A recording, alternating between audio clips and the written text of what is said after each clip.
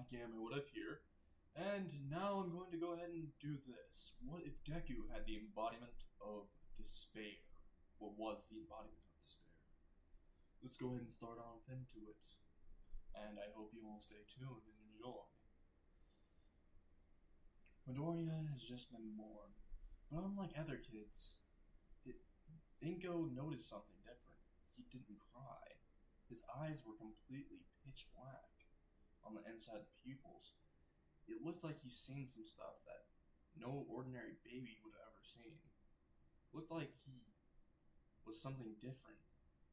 Inko didn't like the face that her child had when it was just born. Didn't cry, didn't do anything. It looked like a husk, an emotionless husk. And Inko honestly didn't want the kid. So Inko dropped it off at an orphanage after it was born. Took it and dropped it off at an orphanage. And Michael James, the priest at the orphanage of the church, decided to go ahead and take him in. Because, well, they already had orphans, but this is quite cruel to him. Because when he looked into the eyes of the orphan, he saw a child full of evil. But he didn't think it was true. I mean, nothing could be born evil. That was his worst mistake ever. Time skip.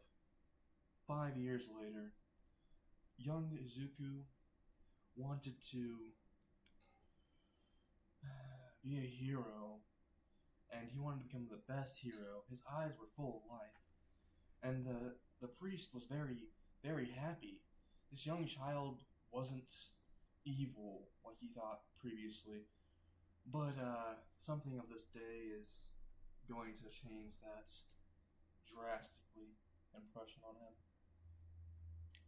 He went to the quirk doctor with the pastor, Michael James. Michael James took him in, and they saw this young child known as Bakugo. That's in his actual elementary school, his kindergarten.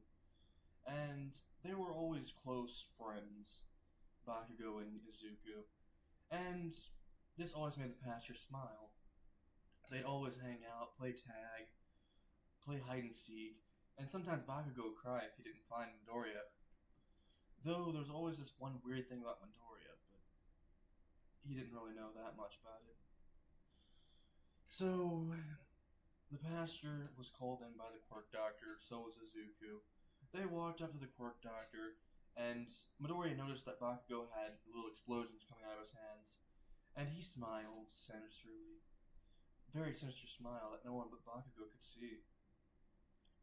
While the pastor couldn't see anything, neither could Mitsuki. They couldn't see shit because Izuku didn't let them. Izuku walked into the quirk doctor, and the quirk doctor did some examinations on Midoriya and said, "I'm sorry, but you're quirkless." Once he's left his lips, Midoriya felt something inside of him break. And, well, Michael James, he was pretty pissed because the doctor just straight out said it with no remorse. No sadness in his tone, just stating a whole fact. Doing this to a young child was quite sinister or quite messed up, in his opinion. But the doctor didn't really care. He does this all the time. So the way he gives the news doesn't really change a thing that the person's quirkless. They won't miraculously gain a quirk, or that's what he thought. Midoriya was in the depths of despair from just hearing the words quirkless. He knows how quirkless people are treated. He knows that they never become heroes, they become liabilities. They're nothing more than wastes of life, pieces of shit on the road. That's what everyone always thinks of them as. And for him to be one of these, it was amazing, is what he thought. Because he looked in the mirror in the doctor's office, and he saw his very despair in his face, and this made him laugh and smile insanely. Because it looked so appealing to him. Just the general fact that his eyes looked like they were in the depths of despair, drowning and begging for someone to save him. It just screamed out to him. And he doesn't know why, but he laughed insanely. And he started laughing maniacally, putting his hand in front of his face. And he just started to look maniacally at himself. And the doctor and Michael were both staring at him, wondering what he's doing. Did the news really snap him? But no. Once they thought that, all that Midoriya did was look at them and say, I think I should go. I want to see more of this. And they don't know what he's talking about. And Michael's honestly kind of scared. They've never seen a kid smile once they realized they were quirkless. They've never seen one laugh so maniacally. The eyes were of a pure villain. The eyes of insanity. The eyes of despair. They shivered at this, even though this was a quirkless child, and they knew that he didn't have that much power. They were still a little scared of him. When he left with Michael, Michael looked at his back and was contemplating, what should I do with Midoriya? He's quirkless, but I shouldn't abandon him because of it. And it's because Michael, well, the church isn't doing well. The orphanage church isn't doing well for him. And he always has to have people with well-off quirks to, well, become heroes and pay some money sometimes. But if Midoriya is completely useless, one thought in Michael's head was to just get rid of him, abandon him. But there's also a little fear, because something said, don't do this, you'll regret it. And he decided to go ahead and follow the voice of, you'll regret it later if you do so. Midoriya has just, well, walked out of the office with Michael. They're driving home, and all the kids in the orphanage are wondering, what's Big Brother Izuku's quirk? And Izuku just says, well, I'm quirkless. And he says this with this maniac smile. His eyes brightens, and they don't understand why. But every time that Izuku said this, he felt despair and just helplessness. But he also felt a new emotion. Joy, happiness. Even seeing his own despair was great for him. But once he saw all of them looking at him, wondering, why is he so happy?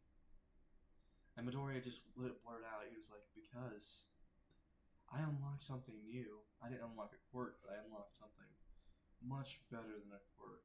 Enjoyment and entertainment. He said it in a sly voice, which the voice shivers through everyone's spines. Even Michael, who is currently watching this interaction at the playground happen. And the next day, Midoriya went on to, well, he went on to the elementary school, well, his kindergarten school to be exact. When he went in, they all asked him the same question the orphans did. What is your quirk, Midoriya? And Midoriya said, I'm quirkless. And they all decided to laugh at him.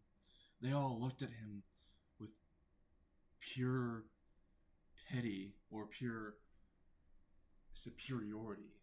And Midoriya didn't like this, not one bit.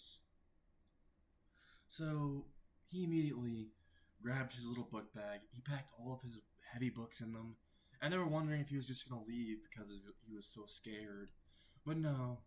He went up to the kid that made fun of him the most and was laughing out the hardest and said, you'll never become a hero. And he pulled over his book bag, and started slamming it into his face repeatedly, over and over. And then he kicked him off his feet.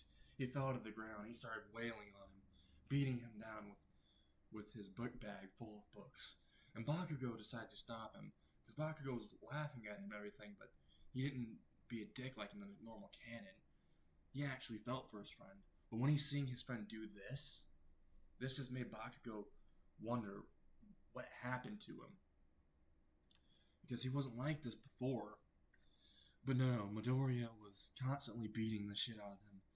The kid already had a broken nose. He had a black eye from the book constantly pounding into his eyeball. His eyes were bleeding too, because a sharp end of the book pierced a little bit in. And Midoriya didn't stop there. He started kicking down the knee, breaking the kneecaps with his little arms. You're probably wondering how he's able to do this. He does have an ability, but it's not exactly a quirk. And Midoriya's just laughing maniacally while doing this, and everyone's trying to stop him. They're trying to hold him back, but they can't. Everyone has their hands around him trying to stop him from beating the shit out of their classmate. But no, it doesn't work. They're all being pulled along with every punch he does. People are being flung across the room from his pure strength. And the teacher's watching in horror, trying to stop him. Goes up to him, and all Midoriya does is pimp slap him. He flies through the fucking wall, and he gets an imprint and falls to the ground. Bakugo does a few explosions to try to get Izuku off, but all Izuku does is look at him with the hateful eyes, with this maniacal smile, saying, "I can do what I want. You can't stop me, Bakugo," which infuriates Bakugo. Bakugo charges at him, while Midoriya is still beating the shit out of this one kid. This kid has went through hell itself. He has blood pouring out of every muscle in his body. There's blood coming out of it. All of his skin is bleeding everywhere. His eyes have fully turned completely pitch black. And his entire facial expression is completely still and motionless. But Midoriya didn't stop. Bakugo's still charging at Midoriya. But all Midoriya does is look to the side, look at Bakugo, and charge at him at blinding speeds and blitz Bakugo before he can even land an explosion.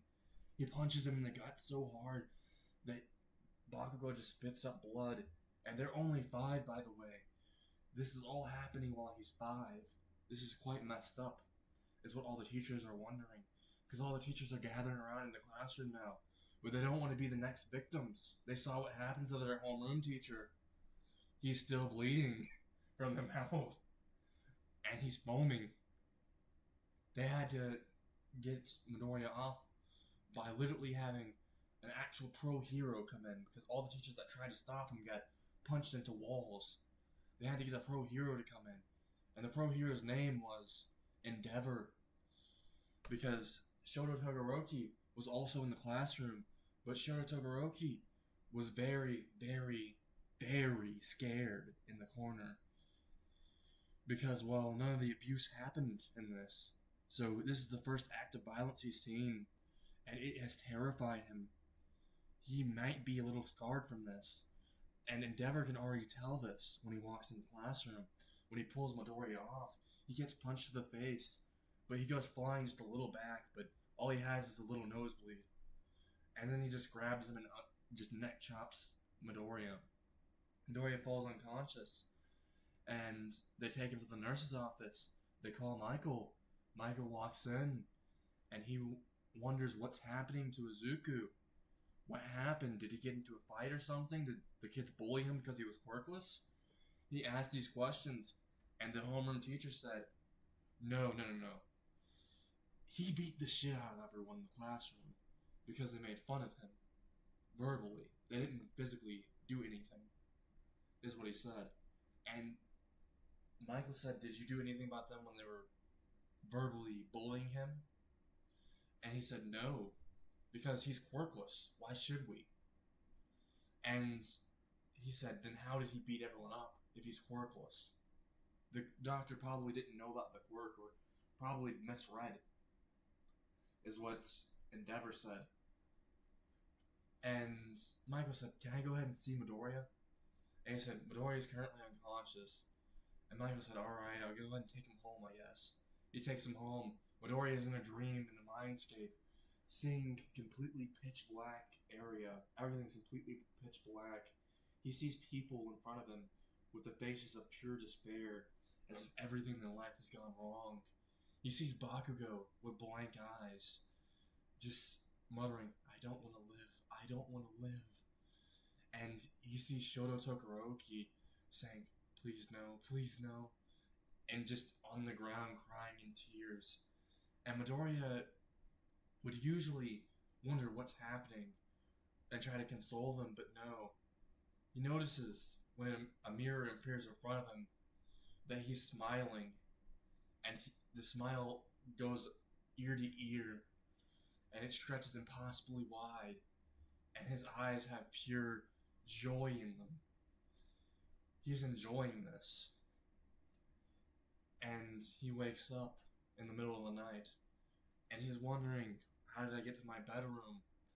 And he remembers what happened, and he remembers the pure strength going through him. And he's wondering what's going on. I thought I was quirkless. How did I have such strength when I was beating those brats up? So he's deciding to go ahead and investigate this. But that's for the next part. I hope you guys enjoyed. What if Deku was the embodiment of despair, part 1. Alright, see you guys later.